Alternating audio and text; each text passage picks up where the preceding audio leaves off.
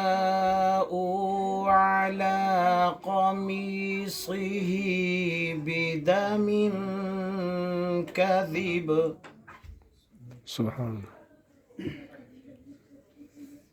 قال بل سولت لكم أنفسكم أمرا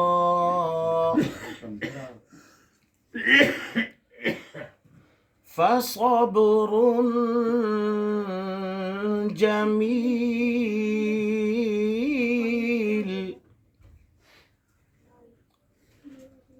والله المستعان على ما تصفون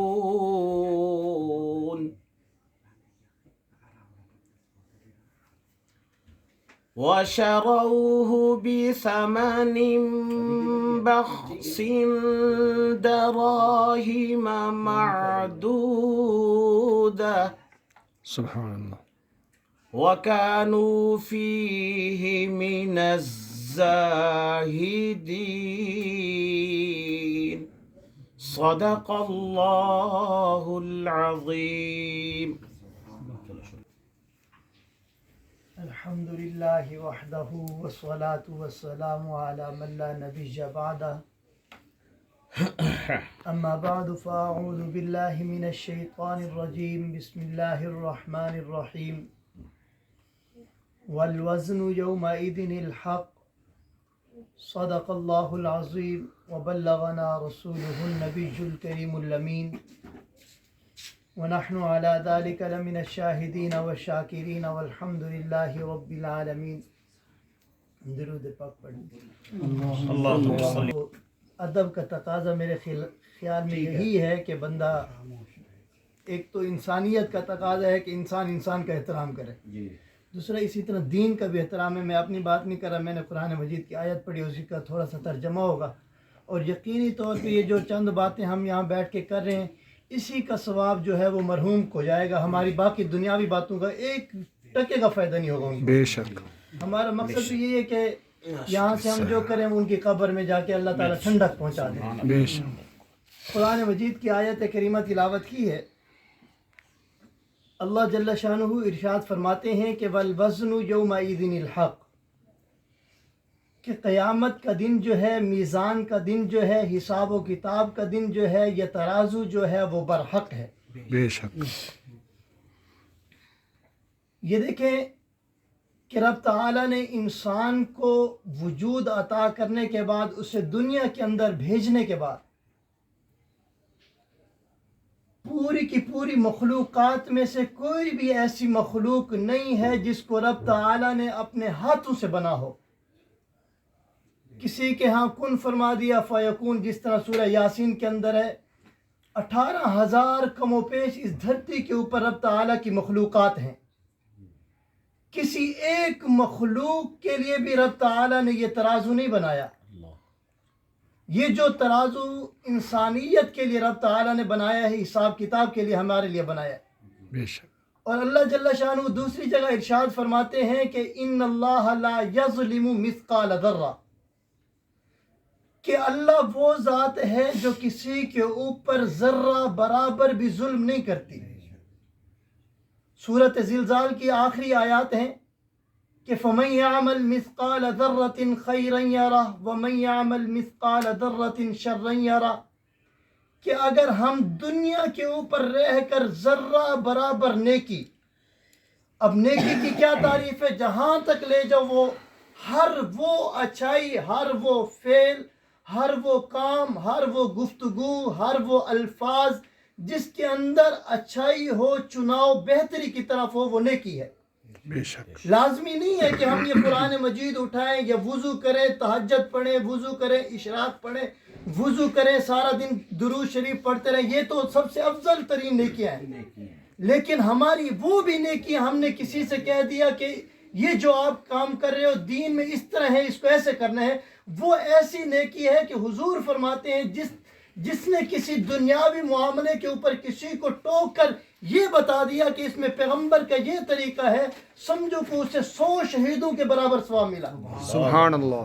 ایک شہید کا ثواب کیا ہے؟ شہید کا جو مقام ہے اللہ فرماتے ہیں قرآن میں کہ وہ تو زندہ ہے، اسے مردہ نہ کہو۔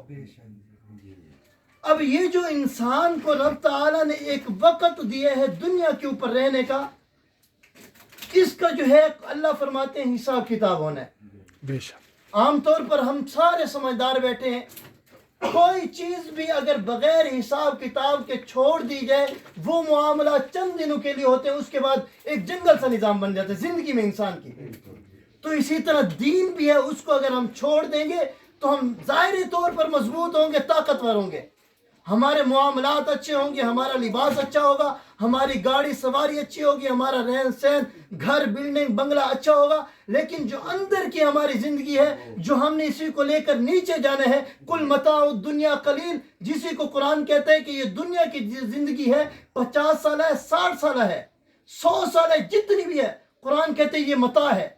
اب میں یہاں تھوڑا لغوی لفظی ترجمہ کروں لغت کے اعتبار سے، کہ جس طرح ہر قوم کی ایک اپنی زبان ہوتی ہے، جس طرح ہمارے یہ پختون بھائی بیٹھے ہیں، ہم سرائکی لوگ بیٹھے ہیں، باقی پنجابی بیٹھے ہیں، ان کے کچھ الفاظ ہیں کہ صرف وہی تعریف کر سکتے ہیں اس کا کیا مطلب ہے۔ اسی طرح قرآن کا جو یہ لفظ ہے کل متاع الدنیا قلیل، بھئی متاع کیا ہے؟ عربی میں متاع اس ٹکڑے کپڑے کے ٹکڑے کو کہا جاتا ہے۔ آج کل عورتیں یہ پیڈ وغیرہ یوز کرتی ہیں، جب مینسز آتی ہیں تو دیسی زمانوں میں وہ جو کپڑے رکھا کرتے تھے اس کو روکنے کے لیے، اس کو متاع کہتے ہیں۔ اللہ فرماتے ہیں یہ دنیا کی زندگی اس کپڑے کے برابر ہے۔ بے شک وہ کیا ہے؟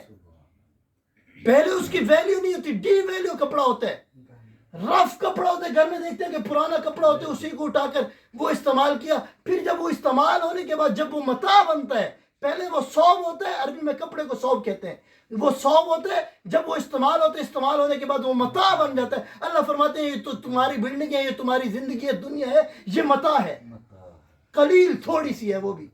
والآخرۃ خیر لمن اتقی، یاد کریے میرے عزیز، جب میری آنکھ بند ہوگی، قاری صاحب کی یا آپ کی، کسی کی بھی آنکھ بند ہوگی، اللہ فرماتے ہیں والآخرۃ خیر لمن اتقی، وہ آخرت ہے، وہ ہمیشہ ہے۔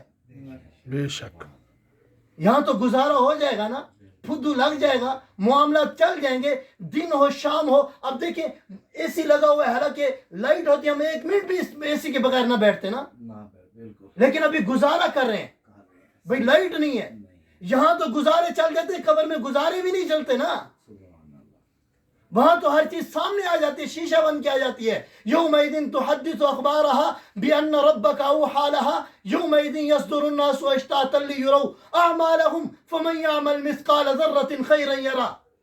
پھر کیا کہیں گے؟ یہ زمین کہے گی کہ یا اللہ اس مولوی نے میرے اوپر بیٹھ کر یہ جرم کیا تھا۔ اليوم نختم على افواههم، یہ منہ کے اوپر رب تعالیٰ سے مہر لگا دیں گے، جس طرح ہم کہتے ہیں نا بکواس بند کرو، اللہ یہ منہ کے اوپر مہر لگ جائے گی۔ اليوم نختم على افواہہم، یہ قیامت کی سٹوری بیان کر رہا ہوں، قرآن کے الفاظ ہیں کہ اليوم نختم على افواہہم، اللہ یہ منہ کے اوپر مہر لگا دیں گے۔ وَتُكَلِّمُنَا أَيْدِيهِمْ، جب انسان کے سامنے نام اعمال آئے گا نا، منہ سے ہم وہ جس طرح دنیا کے اوپر نہیں مانتے خدا کو، اس دن بھی کہہ رہے ہوں گے یہ ہم نے گناہ کیے ہی نہیں ہے، کیونکہ انسان کی عادت ہے وہ گواہ مانگتا ہے۔ کیا کرتا ہے؟ جب گواہ نہیں ہوتا بٹن کھل جاتے ہیں، آزادی مل جاتی ہے، جی گواہ ہی نہیں تھا ہم بری ہو، ذمہ ہو گئے، بری ہو گئے، باعزت بری کے لفظ آتے ہیں، لیکن اس دن اللہ فرمائیں گے آج تو بھاگ نہیں سکے گا۔ اليوم نختم على افواہہم، منہ کے اوپر مہر لگ جائے گی، اب تیری بکواس نہیں آنی چاہیے۔ وَتُكَلِّمُنَا أَيْدِيهِمْ، قرآن کے لفظ ہیں، یہ ہاتھ بولیں گے اللہ میں نے یہ جرم کیا تھا۔ وَتَشْهَدُ أَرْجُلُهُمْ، یہ پاؤں بولیں گے، گواہی دیں گے۔ بتاؤ پھر ہم کیا کریں گے؟ وہاں صرف دو ذاتیں ہوں گی، یقین جانیے، ایک پیغمبر رحمت کائنات کی ذات ہوگی، یا دوسری قرآن مجید ہوگا جو ہماری شفاعت کا ذریعہ بنے گا۔ نہیں تو اس دن تو نبی جو ہوں گے حضرت آدم علیہ السلام، وہ بھی نفسی نفسی کہہ رہے ہوں گے کہ آج میری جان بچ جائے تو مزے ہو جائیں گے۔ نبیوں کی بات کر رہا ہوں، نبیوں میں جو سب سے پہلے نبی ہیں اور انسانیت کے جو صف اول کے پہلے انسان ہیں ان کی بات کر رہا ہوں۔ حضرت آدم کہیں گے، یوں ہاتھ جوڑیں گے، اللہ آج مجھے چھوڑ دو۔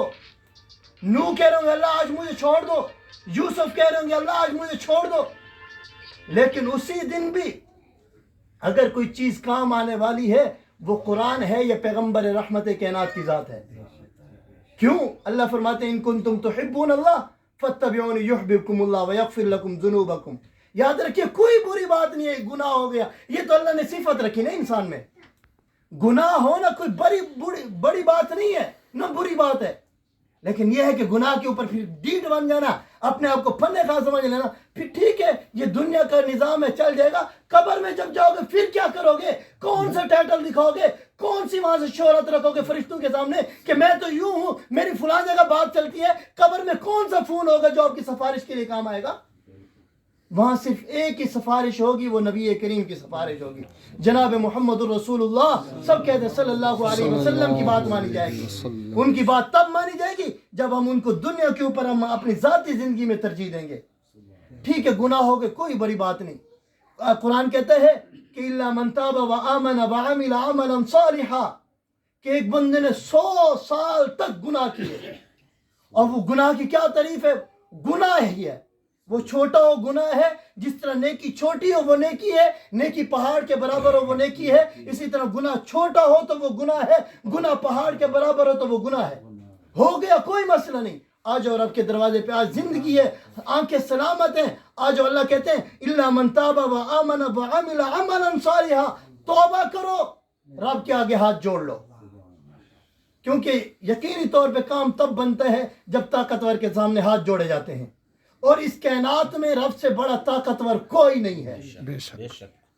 दुनिया के ऊपर हजारों फिरते होंगे, या दूसरे लफ्जों में यूं कह दूं, वजीर, MN और उसके बाद MPA, वजीर आला, मुशीर, वजीर आजम, ये जिनते हैं इनकी ज़ाहिरी ताकत है।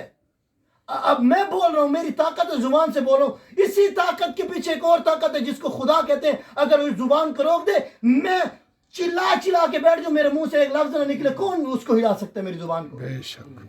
हर बात मानते हैं, सिर्फ